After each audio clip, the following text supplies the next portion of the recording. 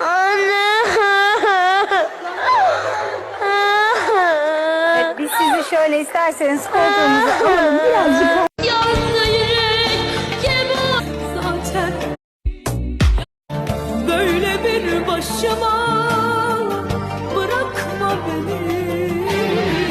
Zaten yaralıyam, vurmayın beni. Zaten yaralıyam, vurmayın beni.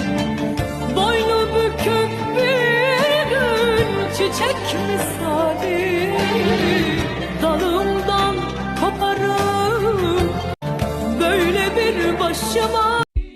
Yarıda kaldı şarkılarımın, bu yaraya deva değil zaman. Ateş düştü. Dumanlı bir şehirden gelip gelir her an. Her adımında gizlenir hüzünlü hatirem.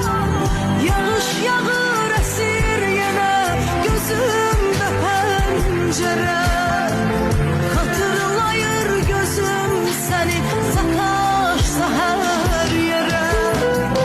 Gözümde damla dumanlı bir şehirden gelip gelir her an. Her adımında gizlenir hüzünlü hatir. 6 yaşım var, 17 olacaq. Sen neçə yaşın var? Ben 32. Ama bilirsən də bu düzgün deyil. Yok yani sevgi yaşamak mı? Tamam. Havuz yoxdur. Ya inşallah olacaktır ya. Ruslan və yeganə cütlüydü.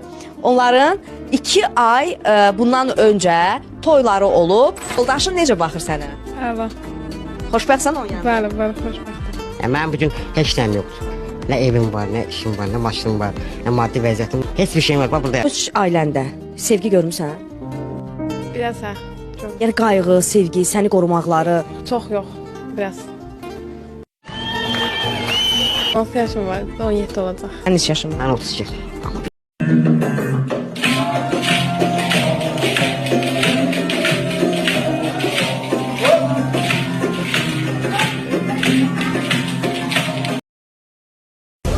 Kalbi kırılım şişelere düşüyor. Onunla yanıyor ama bana dönüyor. Arama diyorum yine de arıyor. Belaya var geçti. Nasıl sevmek, bu nasıl gülmek?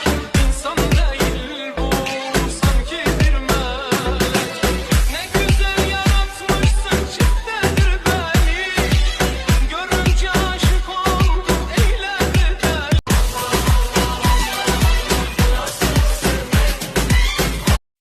Ey insanlar budur iş. Ben her şeyi mahveyledim, sen yanımda kal diye.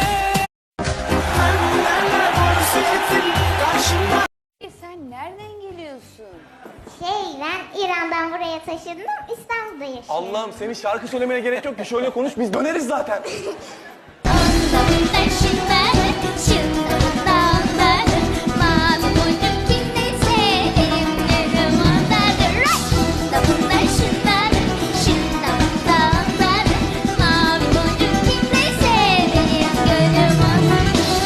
Sen nereden geliyorsun? Ne yaşamak bu Benim yaralarım ne olacak ölümden de anne? biter. Ben tek başıma sardım yaralarımı. Severe Kimse kaldırmadı beni. Ben kendim kalktım ayağa. Bilmemişik. Yüreğimde bu eski saklayan adam. Duymadım. Kimse kaldırmadı beni.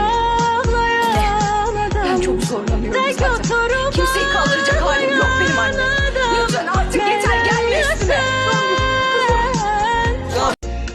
Ne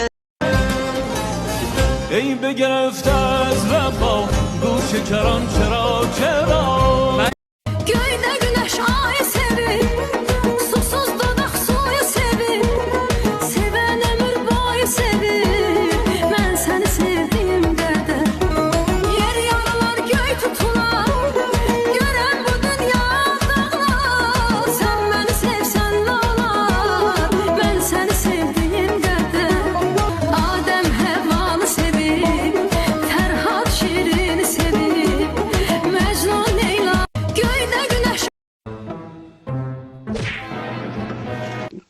şeye gideceksin dedi, gezmeye gideceksin dedi. Ben de kapıyı kilitledim. Açamadım da yandım kapıya. O da şey etti, ben de ev terliğini vurdum. O da geliverdi benim kafama, telefonu vurdu. Yani yargılandık. Bu karı kafamın kanı akışkı, korktu. Şey çağırdı, ambulans çağırdı. Çağırma kızım, iyi olur o dedim, çağırdı. Ondan sonra beni hastaneye götürdüler ambulansına. Bunu da polisle aldı gitti. Bey dedim, bu dedim anasına babası ayrı dedim, benim yanımda duruyor. Bu şey etme dedim, ceza verme dedim.